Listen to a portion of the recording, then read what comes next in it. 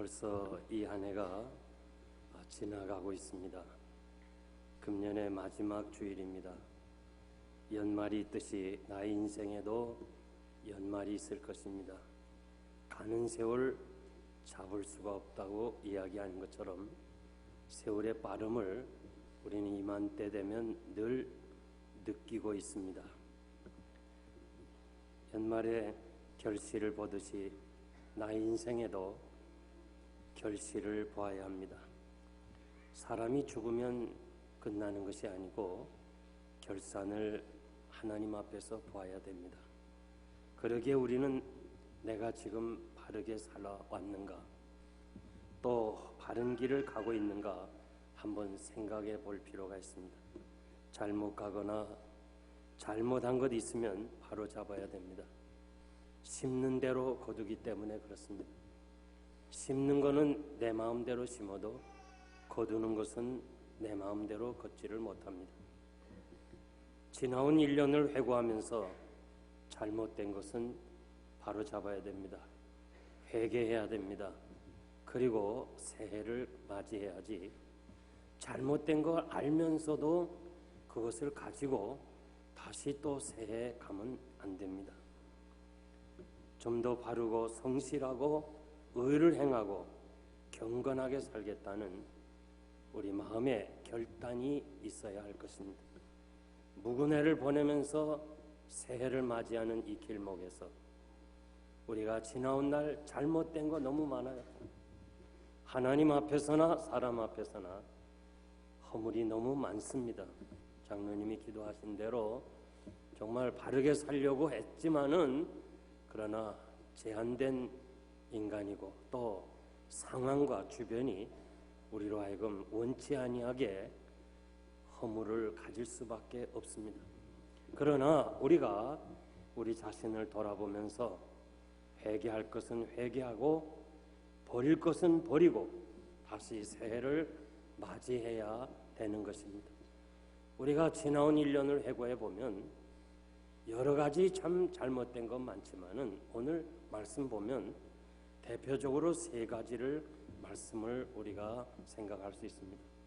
이 말씀을 상고하면서 회개할 건 회개하고 다시 새롭게 결단할 것은 결단해야 된다는 그런 마음 가지고 오늘 말씀을 통해서 세 가지를 여러분들에게 전해드리겠습니다. 첫째는 언어 문제입니다. 25절 보니까 그런즉 거짓을 버리고 각각 그 이웃으로 더불어 참된 것을 말하라. 29절 말씀 보면 무릇 더러운 말은 너 입 밖에도 내지 말고 오직 덕을 세우는 데 소용되는 대로 선한 말을 하여 듣는 자들에게 은혜를 끼치게 하라. 거짓말하지 말라고 그럽니다. 계명에도 보면 9계명에 거짓 증거하지 말라. 자신의 의도하고 계획하는 바를 이루기 위해서 거짓말할 때가 있습니다. 우리는 하나님이 살아계셔서 섭리하신다는 것을 믿습니다. 그러므로 우리 뜻대로 세상 만사가 된다면 거짓말할 수 있어요. 잔꾀를 부릴 수 있어요. 그러나 지나온 세월 뒤돌아보면 우리 뜻대로 된 것이 아니고 하나님의 뜻대로 되는 것이에요. 우리가 걸음을 걷는다 할지라도 그 걸음을 인도하는 자는 하나님이시라고 말씀하십니다. 그러므로 이 하나님의 섭리 앞에 우리가 거짓말할 수가 없는 것입니다. 무한 경쟁 시대에서 정직한 사람이 손해보고 정직한 사람도 경쟁력은 없고 정직한 사람은 출세도 못하고 무능력하다고 인정받을런지 모르지만은 그러나 우리는 분명히 잠언 14장 11절 말씀대로 악한 자의 집은 망하고 정직한 자의 장막은 흥하리라는 이 말씀을 붙잡고 정직하고 바르게 살아가야 될 줄 믿습니다. 믿을 사람이 없다는 말이 자주 들려옵니다. 우리가 사람이나 기업이나 정말 신뢰를 받는 데는 정말 힘들어요. 신뢰받는 자리까지 올라가려면 피눈물 나는 희생이 있어야 돼요.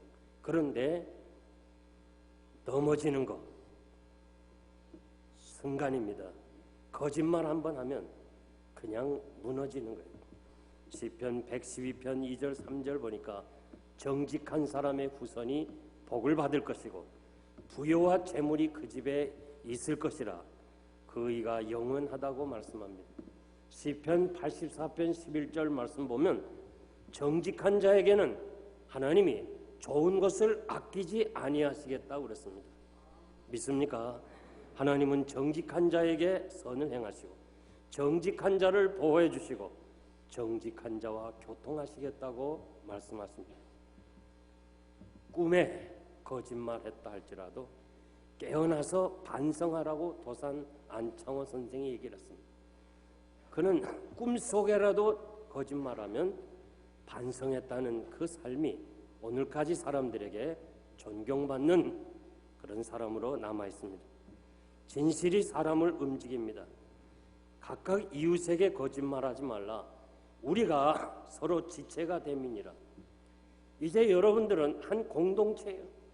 주님을 머리로 하고 우리 모두가 다 지체가 되었기 때문에 우리 각각의 거짓말하면 우리 각자에게 욕먹는 게 아니고 예수 믿는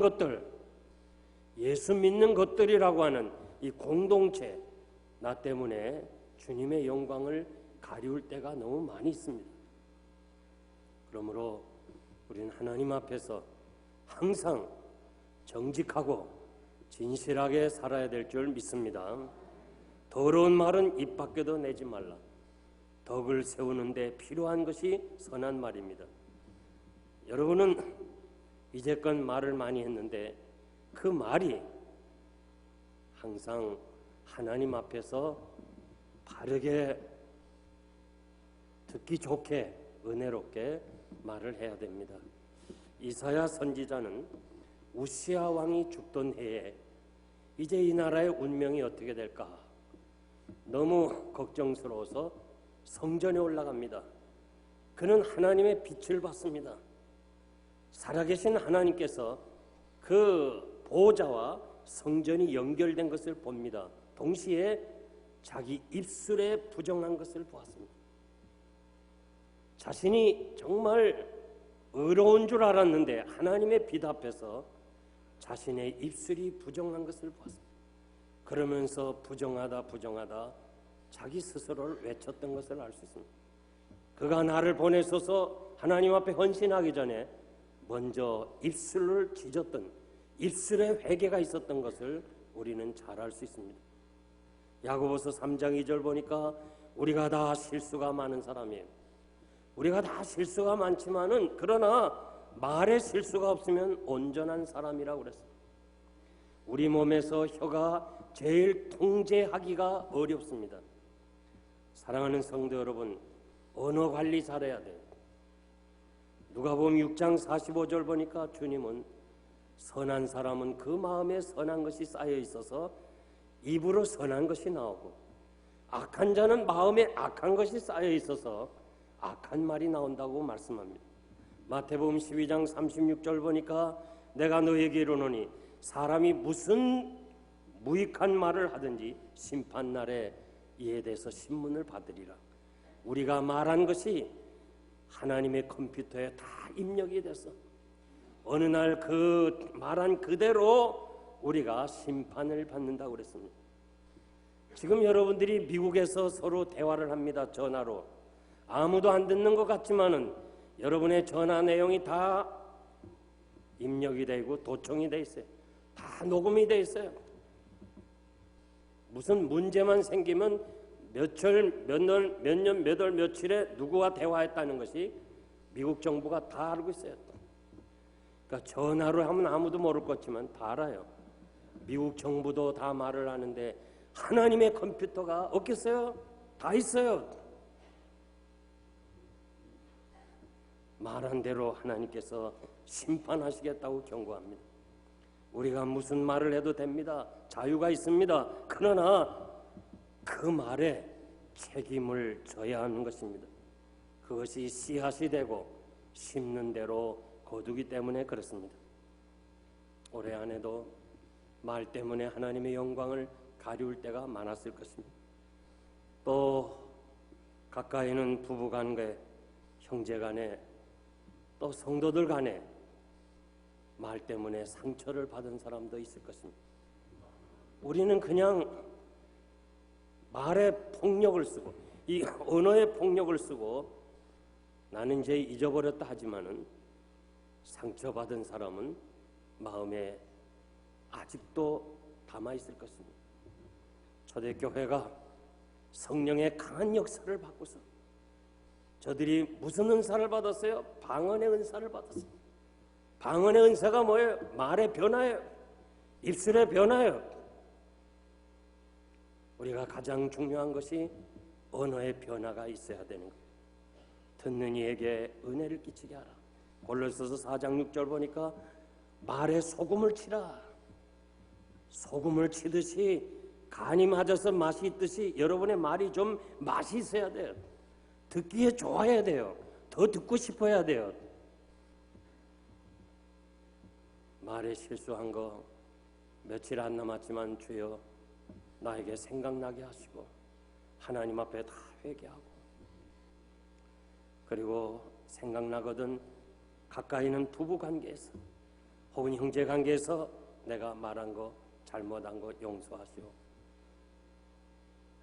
나를 용서해달라 하면서 깨끗이 정리하고, 주여 이제는 내가 정말 하나님 앞에서 바른 말을 하게 달라. 청교도들의 그 글을 보니까 주여 내가 이 입술로 남의 마음에 상처를 준다면 차라리 내 혀를 깨물겠습니다 하는 그런 결단, 그런 마음의 결단을 가지고 새해를 맞이하시는 여러분 되시기를 바랍니다. 두 번째, 감정의 문제예요. 26절 보니까 분을 내어도 죄를 짓지 말며 해가 지도록 분을 품지 말고 마귀로 틈을 타지 못하게 하라. 31절 보니까 모든 악독과 노함과 분냄과 떠드는 것과 해방하는 것은 모든 악의와 함께 버리라고 그랬습니다. 범죄 분석 자료에 의하면 살인의 47%가 분냄이라고 합니다.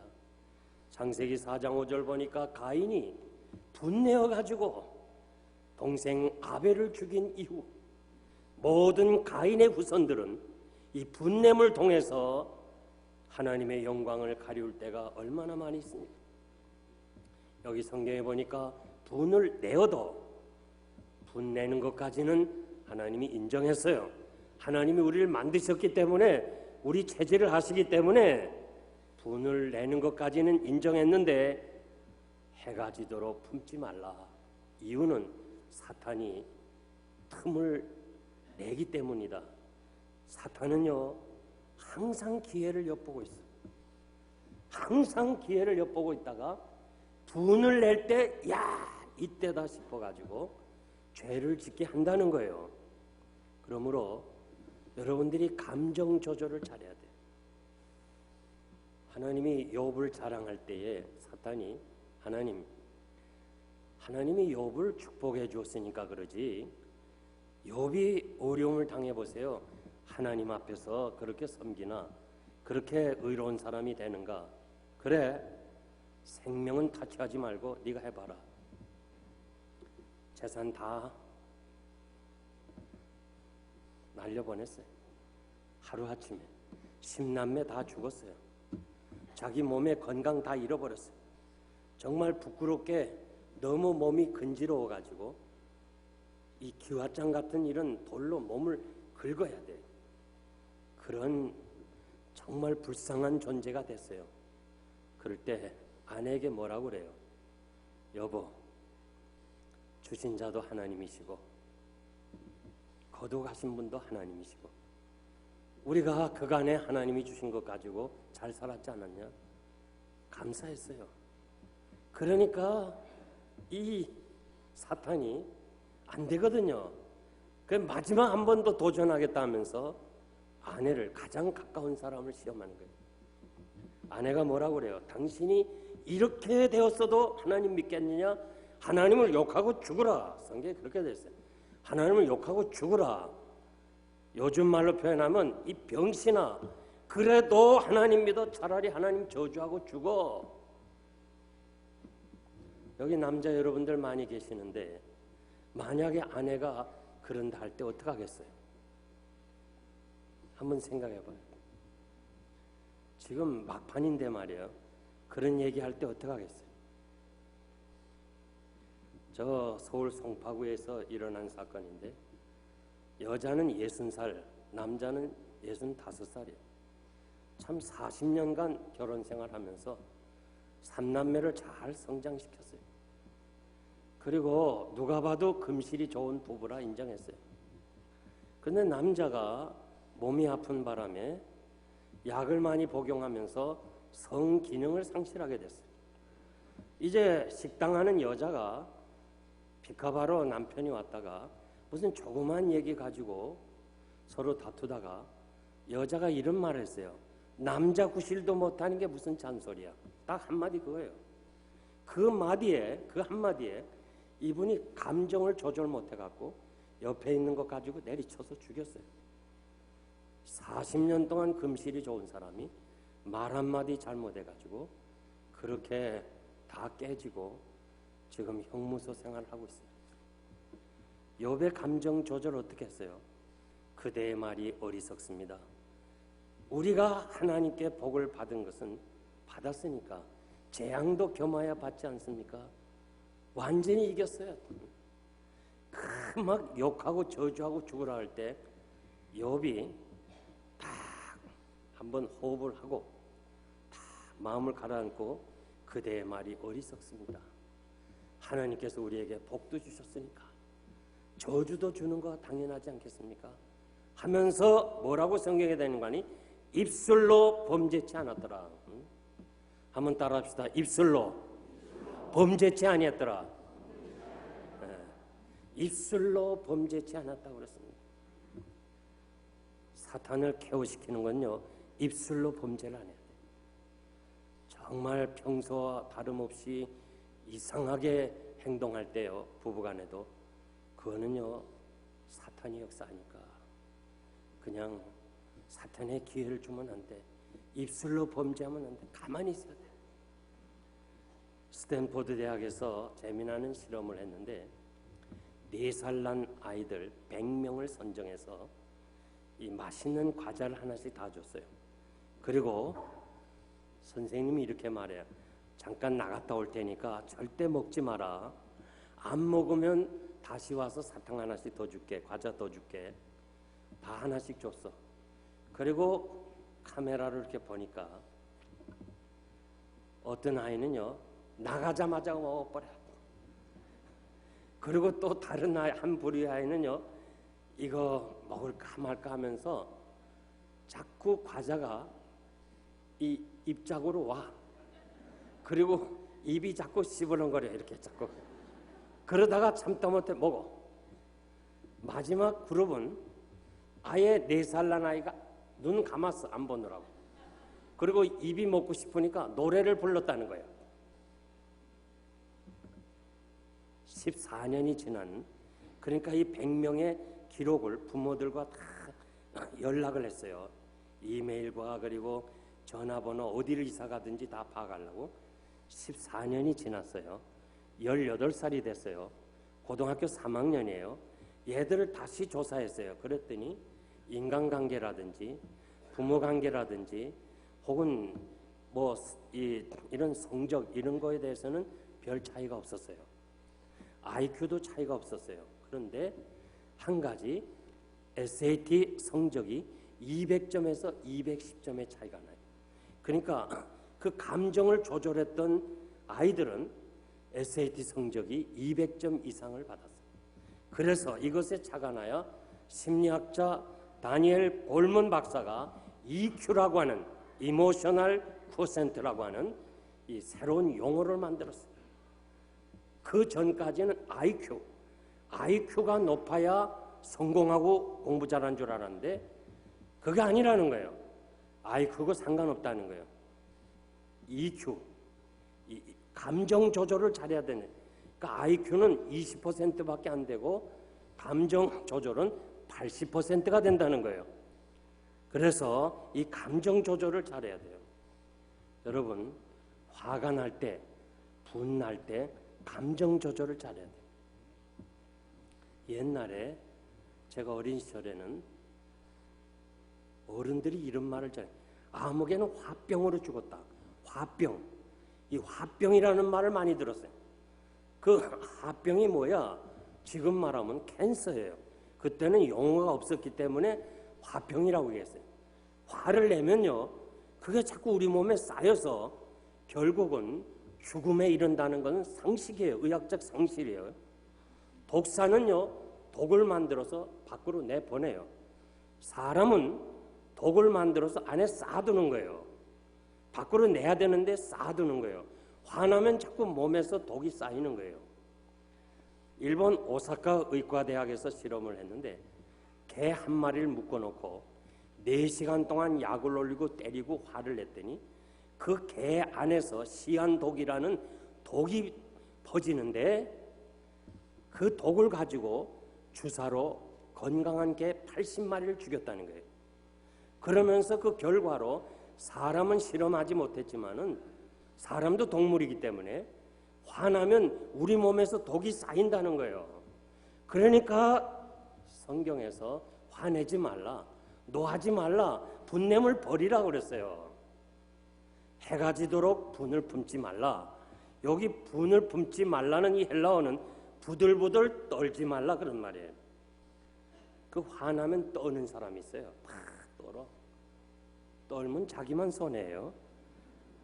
소를 지금 도살장에 갈 때요, 이 벨트에 올려놓고 계속 지나가면서 이 전기를 충격해요. 강한 전기를 충격하면 금방금방 죽어요. 그런데 개 중에는요, 떨어요. 소가 막 떨면 감독관이 큰 도장을 소의 등짝에 꽝 찍어요. 왜? 이 소는 지금 떨면서 독이 살로 퍼지니까 개밥이나 고양이 밥으로 처리하라는 거예요. 한번 따라합시다. 떨면 나만 손해다. 목사님이 화나는 거 어떻게 합니까? 정 화나면요, 그 자리를 떠나요. 밖으로 바람 쐬러 나가요. 그래도 안 되면 교회로 와요. 그 화나는 거를, 그 열정을 가지고 하나님께 한번 부르짖어 봐요. 하나님, 이 문제를 해결해 주세요. 내가 못하겠습니다. 하나님께서 여러분의 문제를 해결해 주실 줄 믿습니다. 그러므로 이 해가 가기 전에 감정 조절 못해서 남의 마음에 상처 준 거 많을 거예요. 특히 남편 되신 여러분들이 아내들에게 상처 준 거 있으면 회개하고 지나가요. 아내도 마찬가지예요. 남편에게 감정 조절 못해서 말 한마디 해서 남편이 실수하는 거 있다면 회개해야 돼요. 제가 얘기 듣는 대로 우리 교인들이 술 먹는 사람들이 있다는 얘기 들었는데, 가만히 왜 술을 먹나, 왜 마시는가, 이거 좀 생각했어요. 근데 역시 화나니까 술을 잡섰을 거다. 좀 이해합니다. 그렇지만 술 마시지 마세요. 성경에 보니까 술 보지도 말라고 그랬어요. 우리 안에 성령님이 계시는데 성령님께서 취하게 하면 되겠어요? 그래서 술 마시는 사람, 담배 피는 사람 물어보면 마음이 기분 나빠서 그거 해소하느라고 한다 그러니까, 아내 되신 여러분, 남편 술 안 마시도록 철저하게 잘 감정을 조절하시길 바랍니다. 마지막 세 번째는 경제 문제입니다. 28절 보니까 도적질하는 사람은 다시 도적질하지 말라. 돌이켜 빈궁한 자에게 구제할 것이 있기 위하여 제 손으로 수고하여 선한 일을 하라. 여기서 도적질이라는 문제가요, 불로소득을 말하는 거예요. 남의 거 훔치는 거 아니에요.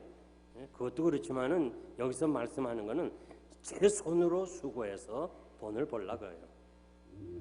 특히 그 성경에 보면 물질에 관해서 얘기를 많이 했어요, 주님이.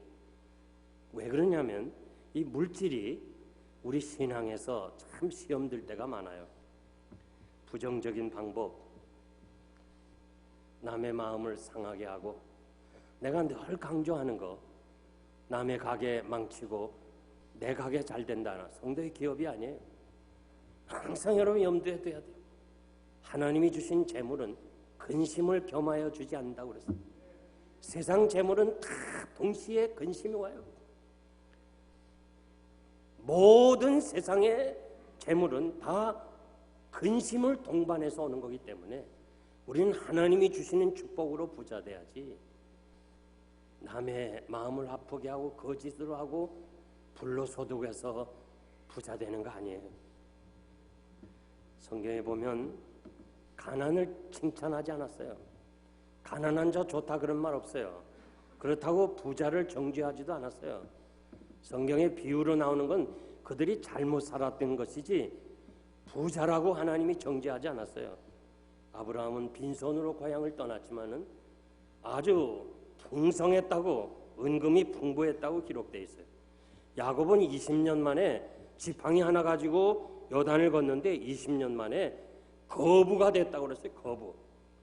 솔로몬은 지구촌에 사는 사람들 중에 최고의 영화를 누린 사람이라고 그랬어요. 돈을 정죄하지 않았어요. 돈을 사랑하는 것이 일만하게 뿌리라고 그랬지. 아리마대 요셉은 예수님의 제자인데 부자라고 그랬어요. 신명기 8장 18절 말씀 보니까 내 하나님 여호와를 기억하라. 그가 내게 재물 얻을 능을 주셨음이니라. 하나님이 재물 얻을 능력도 주신다고 그랬어요. 고린도후서 8장 9절 말씀 보면 우리 주 예수 그리스도의 은혜를 너희가 알거니와 부요하신 자로서, 부자로서 일부러 가난하게 되심은 너희로 부욕케 하려 하심이니라. 예수님 가난한가? 가난하지 않아요. 예수님 부자예요. 12명의 제자들을 먹여 살렸어요. 70명의 제자들을 먹여 살렸어요. 회계 맡은 가룟 유다가 돈 주머니가 아니에요. 돈 주머니라면은 가끔 돈을 꺼내 갔다는데 어떻게 꺼내 가요? 주머니에 있는 돈을. 마니 박스, 돈 괴라고 그랬어요. 이 예수님이 이끄는 그 그룹의 회계를 맡은 가룟 유다가 돈 괴를 가지고 다녔어요. 한번 생각해 봐요. 남편 주머니에 여기도 돈 있고 저기도 돈 여기저기 막 가져가면 가끔 꺼내가도 몰라요. 근데 이 얼마 안 되는 거 뭐 조금 있는 거 괜히 한 10불만 꺼내가 다 알아요. 마니 박스. 예수님의 옷이 얼마나 좋았으면 그 옷을 서로 가지려고 제비를 뽑았겠어요.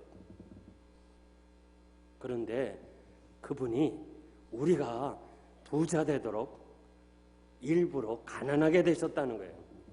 난 여러분 부자 되세요. 부자 돼야 돼요. 아멘 하는 사람만 복 받으세요. 시편 115편 12절 말씀 보니까 여호와께서 주의 우리 생각하사 복을 주시되 이스라엘 집에도 복을 주시고 아론의 집에도 복을 주신다. 여러분 잘 아는 대로 이스라엘 집은 그 지파에게는 기업을 줬어요. 아론의 지파는 성전에서 일하라고 기업을 안 줬어요. 그런데 이스라엘 집이 부자가 되면 11조로 아론의 집도 부자가 되는 거예요. 그래서 성경에 보면 이스라엘 집에도 복을 나리시고 아론의 집에도 복을 나리시네. 여러분이 부자 돼야 나도 부자 되지 않겠어요? 응? 나도 좀 부자 돼야 되지 않아요? 응. 감사합니다. 아멘 해주셔서. 저는 개척부터 지금까지 우리 교인 부자 되게 해달라, 10,000불 이상 11조 내는 사람 나오게 해달라 계속 기도하고 있어요. 한 명 나왔어요. 계속해서 여러분들이 지금까지 영생교회가 30년 이상 되는 동안에 재정이 한 번도 어려움이 없이 이렇게 부유하게 쓰고 남는 것은 매일 아침마다 부자 되게 해달라 기도하는 거예요. 부자 돼야 돼요. 아멘입니까? 믿는 사람이 부자 돼야죠. 성도는 부자 돼야 되는데 자기 손으로 수고하여, 수고라는 말을 중요하게 생각해요. 수고라는 말은 피곤할 때까지 일하는 거예요. 하나님의 은혜는 게으른 사람에게 안 주는 거예요. 피곤할 때까지 일하는 사람은 그 손으로 수고하여 복을 주겠다고 그랬어요. 잠언 10장 4절에도 손이 부지런한 자는 부하게 되느니라. 신명기 12장 7절 보니까 너희 하나님 여호와 앞에서 먹고 너희 하나님 여호와께서 너희 손으로 수고한 일에 복 주심을 인하여 너희와 너희 가족이 행복하게 살기를 원한다. 하나님이 원하시는 거예요. 하나님이 여러분들이 열심히 수고하고 열심히 일해가지고 가족 전체가 다 행복하게 사는 거, 그 하나님이 원하신다고 그랬어요. 기복신앙 아니에요. 예수 믿고 가난해서 되겠어요?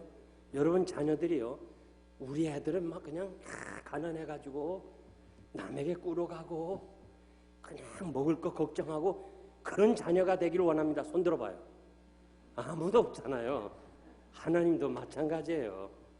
우리가 열심히 수고하고 정말 기도하면서 하나님 앞에서 믿음으로 나아가면 반드시 하나님이 축복하실 줄 믿습니다.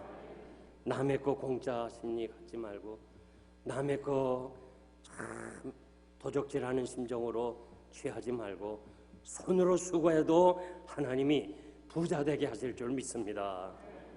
한국에서요, 앞다리라는 떡볶이 가게가 있어요. 이경수 사장은 목사의 아들로 목사대교에서 신학을 공부했어요.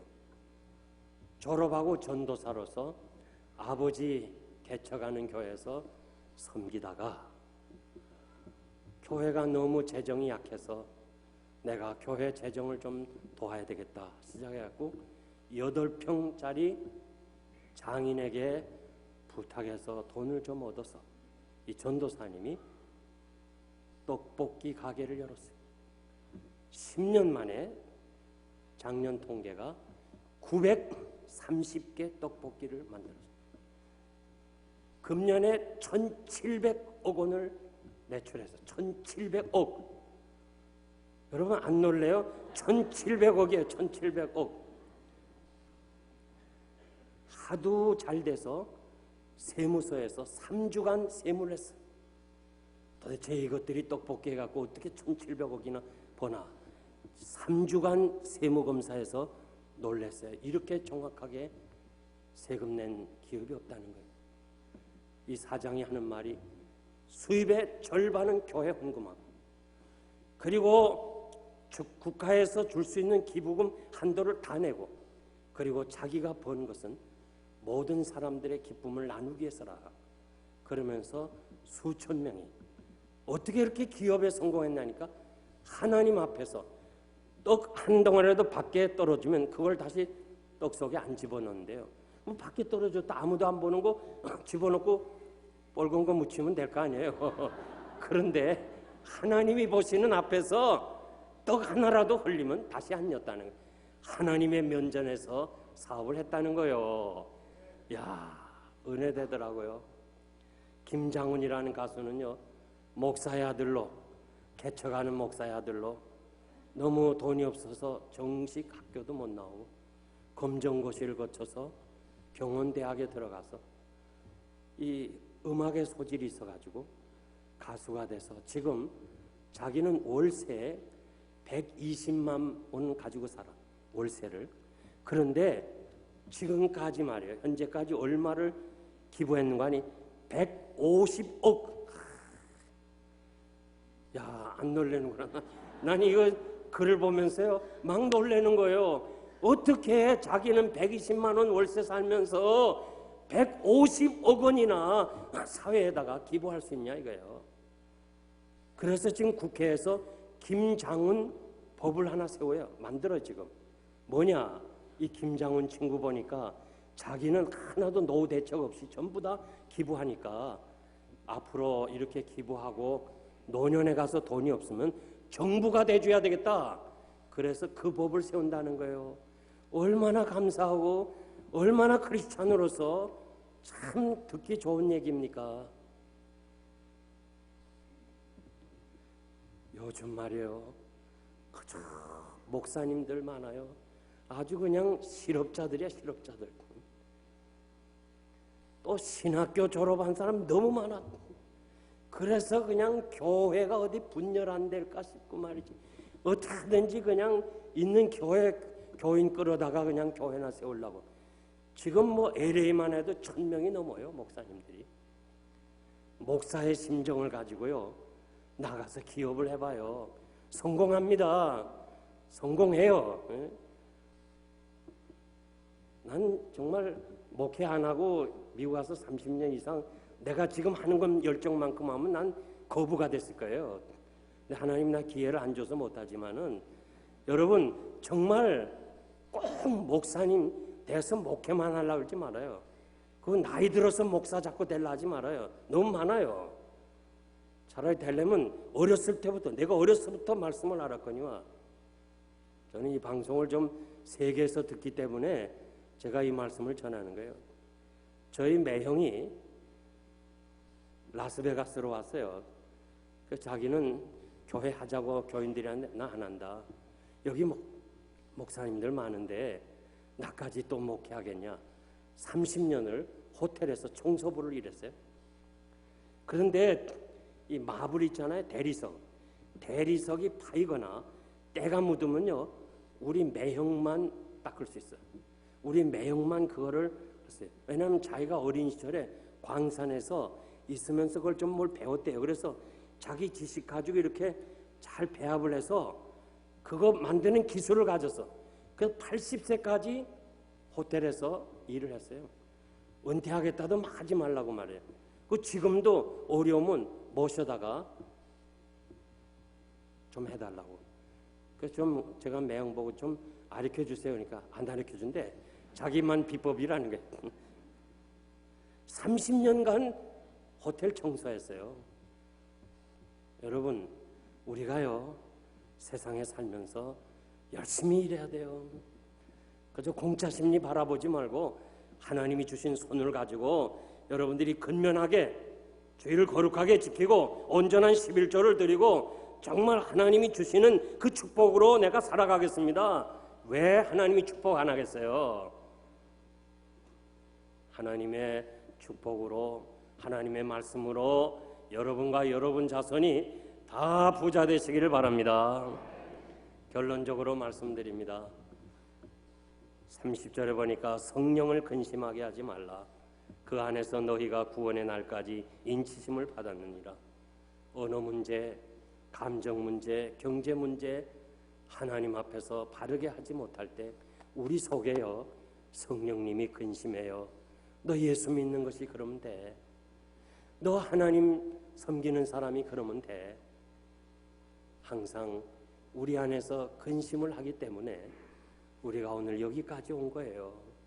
여러분 성령을 근심케 하지 말고 하나님 앞에서 정말 바르게 살아서 성령이 떠나시면요 사울왕처럼 돼요. 성령이 거하실 때 그 정말 아무것도 아닌 사람을 이스라엘의 왕으로 세워주시고 성령이 떠나시니까 스스로 자살할 수밖에 없는 비참한 사람으로 되고 말았어요. 여러분 안에 계시는 성령님께서 감당하게 하실 것이고 때를 따라 도와주실 것이고 그러므로 여러분들이 어렵고 힘들 때마다 성령의 도움을 통해서 하나님 앞에 기도하면 반드시 하나님께서 여러분들을 축복해 주실 줄 믿습니다. 그래서 다가오는 새해는 좀 더 하나님께 가까이, 좀 더 의롭고 좀 더 경건하고 좀 더 신앙의 모습으로. 세상 사람들은 성경을 볼 수 없지만 여러분들이 성경의 가장 제일 좋은 번역이에요. 여러분의 모습을 통해서 말씀이 읽혀져서 야 영생교인들 정말 멋있는 사람이다. 정말 신앙의 사람이다. 나도 가서 신앙생활하겠다. 이것이 바로 전도의 문을 여는 줄 믿습니다. 기도하겠습니다. 하나님